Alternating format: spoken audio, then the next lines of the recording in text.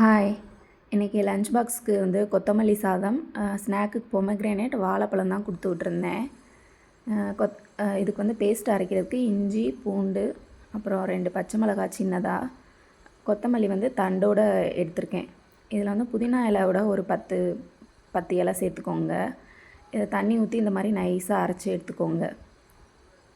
இப்போது தாளிக்கிறதுக்கு 1 ஸ்பூன் வந்து நெய், 1 ஸ்பூன் எண்ணெய் சேர்த்துருக்கேன்.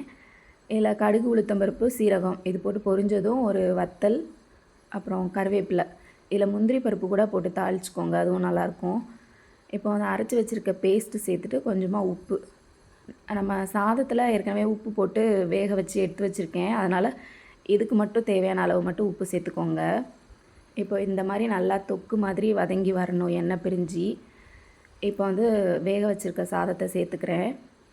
சேர்த்துட்டு நல்லா மிக்ஸ் பண்ணி எடுத்துக்கோங்க. உங்களுக்கு லெமன் வேணும், அந்த ஃப்ளேவர் பிடிக்கும், அந்த டேஸ்ட் பிடிக்கும் அப்படின்னா லெமன் கொஞ்சமாக பிழிஞ்சு விட்டுக்கோங்க. லஞ்ச் பாக்ஸுக்கு இது மாதிரி செஞ்சு கொடுங்க, நல்லாயிருக்கும். கொத்தமல்லி வந்து உடம்புக்கு நல்லது, பிளட்டை வந்து நல்லா ப்யூரிஃபை பண்ணும். தேங்க்யூ.